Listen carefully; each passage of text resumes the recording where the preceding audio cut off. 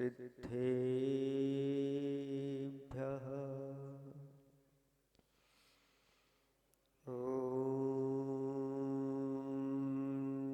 नमः सिद्धेभ्यः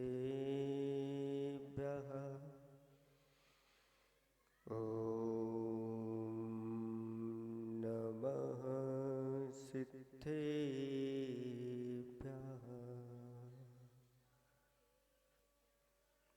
निर्मल जल सामान्य है जिनका, चंदन से है दिव्य वचन।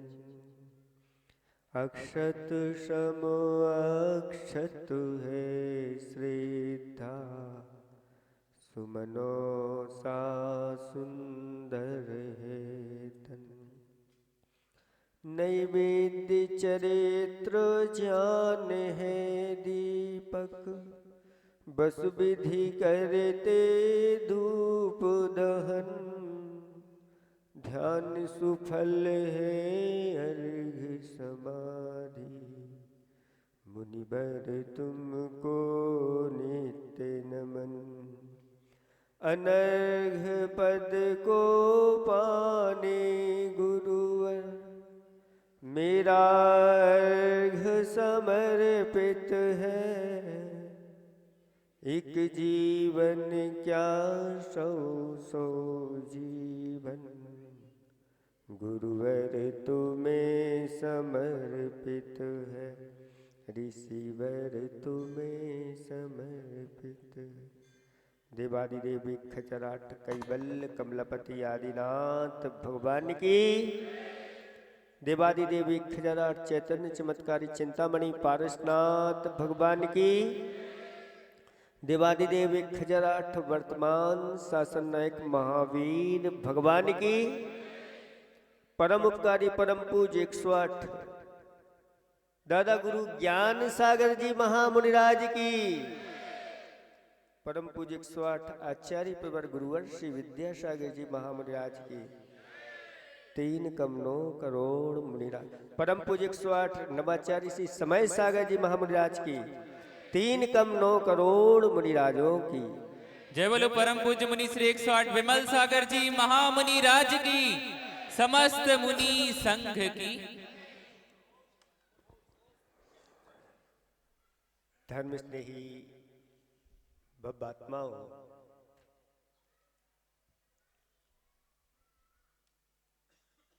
आज का दिन कौन सा दिन है? आचार्य पदारोहण दिवस का है। ये तो सबको याद है, लेकिन आज एक ही दिन में 2-2 दिवस है।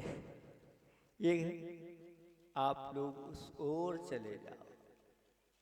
आज जैसे आप लोग यहाँ पर आचार्य पदारोहण दिवस मना रहे हो, उस दिन गुरु नाम गुरु दादा गुरु ज्ञान सागर जी महाराज आचार्य त्याग पद दिवस मना रहे थे। आचार्य पद त्याग दिवस कौन मनाता है? लेकिन वो ऐसे महान साधक थे। आचार्य भगवंत का उपकार तो हम बाद में, लेकिन आचार्य श्री ज्ञान सागर जी का हमारे ऊपर कितना बड़ा उपकार है कि जिन्होंने ऐसे गुरुवर के लिए दीक्षा प्रदान की और अपना आचार्य पद भी दे दिया। विद्यासागर जी के पहले वह विद्याधर थे, और विद्याधर की जो देन है वो कौन सी भूमि की है? कर्नाटक भूमि की है। और जो मुनि श्री विद्यासागर जी हैं वो कौन सी भूमि के हैं? कहाँ जन्म हुआ? राजस्थान में उनका जन्म हुआ। और आचार्य भगवान विद्यासागर जी महाराज का जन्म कहाँ हुआ? कहाँ हुआ था आचार्य पद? नसीराबाद की देन है।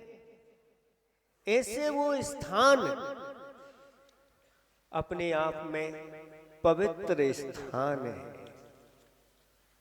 इन स्थानों को भूलना नहीं जहां आचार्य भगवान की दीक्षा हुई, क्योंकि वहां ऐसी पवित्र आत्मा का जन्म हुआ जिन्होंने ऐसी दिगंबर मुद्रा को धारण किया और ऐसी साधना की अपने गुरु के सामने कि गुरु महाराज कहने लगे, ज्ञान सागर जी महाराज, ये विद्यासागर की महाराज की जो चर्या है वो पंचम काल की चर्या नहीं है, चतुर्थ कालीन चर्या के धनी है।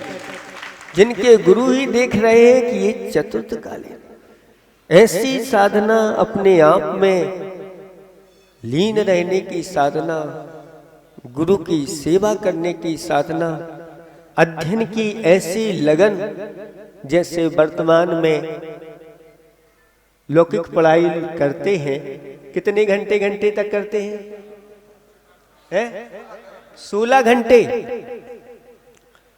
तो आचार्य भगवंत जब विद्याधर की अवस्था में थे और मुनि अवस्था में थे, तब उन्होंने 20-20 घंटे तक ऐसा अध्ययन किया। कब सोते थे?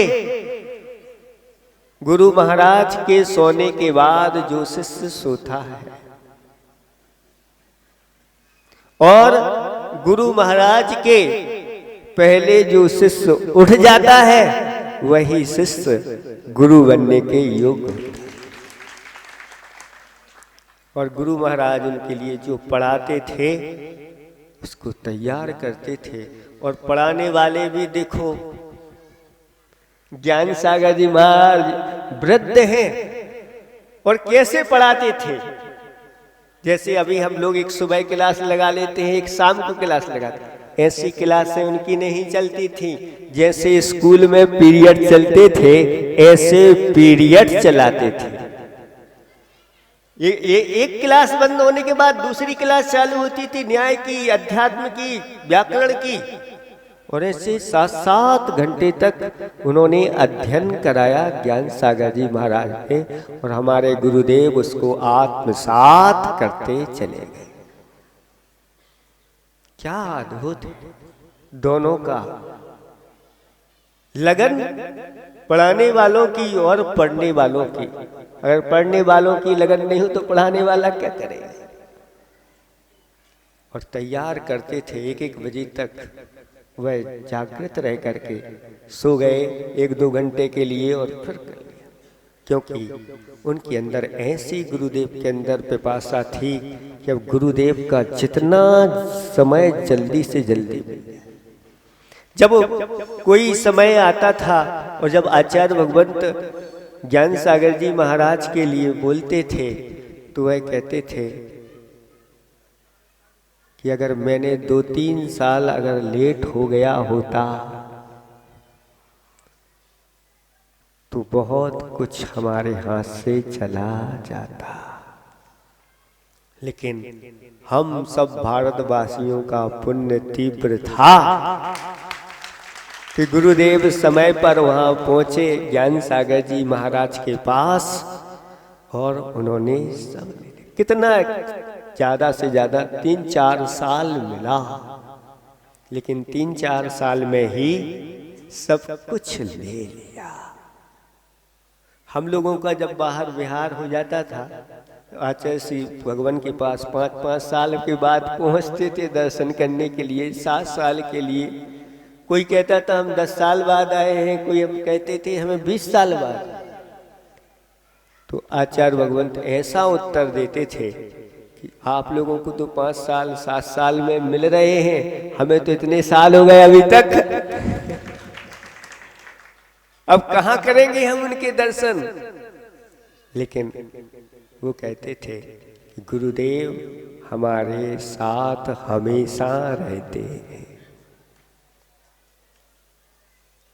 और जब भी कोई वह कार्य करते थे, उन्हें आचार्य भगवान को प्रचार प्रसार की तो क्योंकि संभालना मुश्किल हो जाए। बिना प्रचार प्रसार के वह कार्य करते थे, लेकिन ऐसी भीड़ चारों तरफ से उमड़ करके इकट्ठी हो जाती थी। ये कहां से आ गए, कौन ने इनको जानकारी दी, क्या दी? लेकिन ये सब करते हुए भी आचार्य भगवंत अपने ऊपर नहीं लेते थे। ये सब जो कुछ किया है हमारे गुरुदेव का किया हुआ है, सब उन्हीं का है, उन्हीं को समर्पित है। ऐसे हमारे गुरुदेव थे और कहते थे आचार्य भगवंत ज्ञान सागर जी महाराज के लिए कि वह इतने विराट थे कि आसमान भी उनके सामने बौना पड़ जाता। वो इतने गहरे थे कि सागर भी उनके सामने गहराई में छोटा पड़ जाता। वो इतने हृदय के विशाल थे, ये पृथ्वी भी उनके सामने छोटी थी। वह कहते थे आचार्य भगवान ज्ञान सागर जी ज्ञान पुंज थे, गेय ज्ञायक संबंध रखने वाले थे, ख्याति पूजा लाभ से बहुत ऊपर उठे हुए थे और ज्ञान की गहराई तो कहना ही क्या। ऐसे उन्होंने ग्रंथों की रचना की कि बड़े बड़े कवि जो पूर्व में हो चुके हैं वो भी अगर उनके आचार्य ज्ञान सागर जी महाराज के ग्रंथों को पढ़ लें तो वो भी विचार करेंगे कि ये कहीं पूर्व चतुर्थ काल के कोई विशेष। जब ऐसे ज्ञान सागर जी महाराज थे तो फिर उनका शिष्य, उनके बारे में इसलिए नहीं बताना कि सब जानते हैं। अगर वो ज्ञान सागर जी विराट थे तो ये महाविराट थे, वो सागर थे तो ये महासागर थे। इनका हृदय हमेशा हमेशा सबके प्रति अपने शिष्यों को भी बहुत आदर के साथ देखते थे। किसी ने पूछ लिया कि महाराज आचार्य श्री आप जब दीक्षा देते हो और दीक्षा देते समय आप क्या सोचते हो कि मेरा जो शिष्य है बहुत बड़ा ज्ञानी बने? आचार्य श्री कहना नहीं तो बहुत बड़ा वक्ता बने, नहीं तो बहुत बड़ा तपस्वी बने।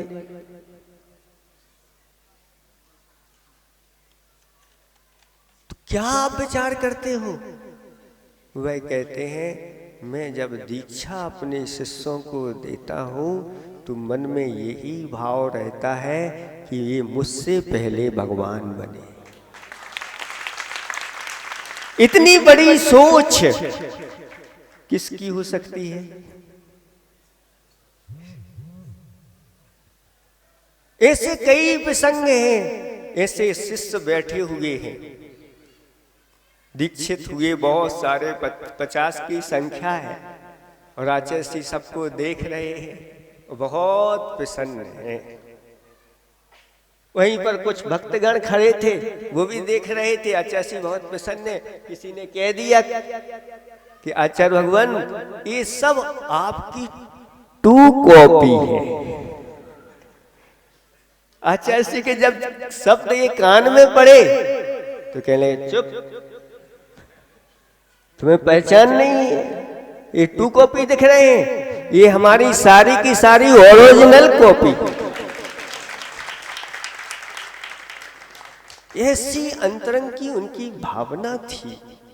ऐसे विशाल आचार्य भगवंत, उनके बारे में क्या कहें,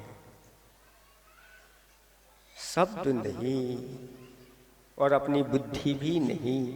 गुरु कहते हैं, गुरु कथा आप पढ़ते ना, गुरु की महिमा वर्णी न जाए, गुरु नाम जपो मन में चलेगा। उनके नाम लेने से ही हम लोगों के अब सब काम हो रहे हैं। गुरुजी के बाद अब क्या होगा, जाने के बाद गुरुजी गए कहाँ हैं?